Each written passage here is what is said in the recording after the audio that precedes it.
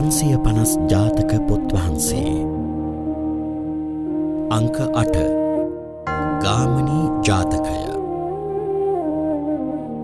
දේශකයාණන් වහන්සේ මානපිට ශ්‍රී ප්‍රියදර්ශනාරාම වාසී පූජ්‍යපාද නාරම්වල සුබෝධි ස්වාමීන්ද්‍රයන්න් වහන්සේ. නමෝ තස්ස භගවතු අරහතෝ සම්මා සම්බුද්දස්ස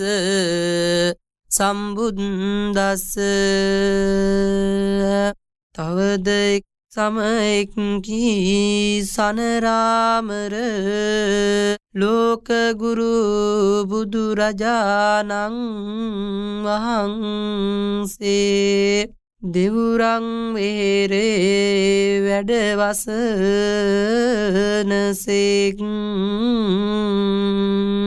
පසුබට වීර ඇති භික්ෂු කෙනෙකුන් අරඹයා මේ ජාතකය වදාළසේක.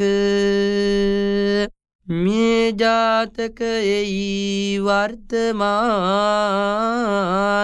කතාවත් අතීත කතාවත් 11 වෙනි නිපාතයෙහි වූ සංවර ජාතකයෙහි මතු පහළවන්නීය. කතාව වනාහි ඒ ජාතකයේද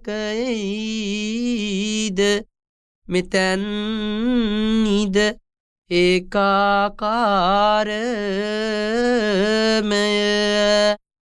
ගාථාව වනාහි වෙනස් වන්නීය.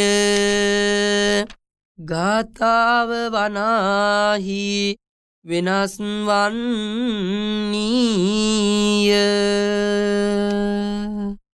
ගාමිණී කුමාරතෙම බෝධිසත්වයන් වහන්සේගේ අවවාදයෙහි පිහිටා ජේෂ්ඨ භ්‍රාතෘ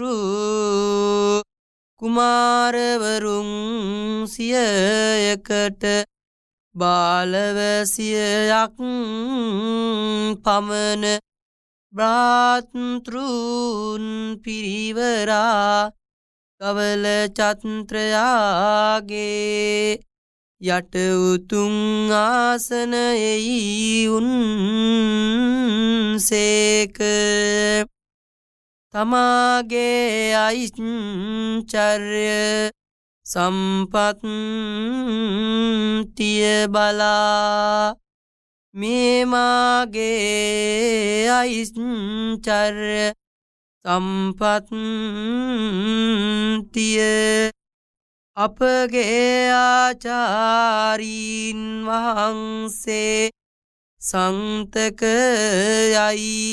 සතුටුව ප්‍රීතිවාක්‍ය පත්වනසේක් නුවණැත්තාවුන්ගේ ආසාව සමුර්ධ වේමය. දාන ප්‍රිය වචන අර්ථචර්යා සමානාත්මතායයි කියන ලද බ්‍රහ්මචර්යාව මූලික වූ සමාපත්තින්ද මුහුකුරා සිටි බැවින් පරිපක්කව බ්‍රහ්මචර්යාව ඇතිවීම ගාමිණී කුමාරයා මෙසේ දැනගැනුවයි කියා තමන් සර්ව ජන ශ්‍රේෂ්ඨ බැවින් ආත්ම දිට්ඨිය කොට තමන්ට ආමන්ත්‍රණය කොට ආචාරින් වහන්සේ නිසා බෑයන් සියයක් ඉක්මවා මේ මහරාජ්‍යයට පැමිණියෙමි. ප්‍රීතිවාක්‍ය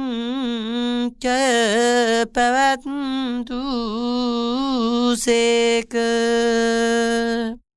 ගාමිණී කුමාරයන් රාජ්‍යයට පැමිණි සත්නට දවසක් ඇවෑමෙන් සියලු භාතෘ කුමාරවූ තමන් වසන තැනට ගියහුය. ගාමිණී මහරජතෙම දැහැමෙන් රාජ්‍ය කොට කම් වූ පරිද්දෙන් මිය පරලොව ගියේ. බෝධිසත්වයන් වහන්සේද දානාදී පින්කම් කොට කම් වූ පරිද්දෙන් මිය පරලොව ගියසේක. ශාස්තෘ බුදුරජාණන් වහන්සේ මේ ධර්ම දේශනාව ගෙන හැර දක්වා වදාරා චතු සත්‍ය ප්‍රකාශ කොට වදාළසේක. චතු සත්‍යයාගේ අවසානයේ පසුබට වීර්ය ඇති භික්ෂූන් වහන්සේ අරහත් ඵලයේ පිහිටිසේක. අතීත කතාව හා වර්තමාන කතාව ගෙන හැර දක්වා වදාරා පූර්වාපර සන්ධි ගලපා මේ ගාමිණී ජාතක නිමවා වදාළසේක.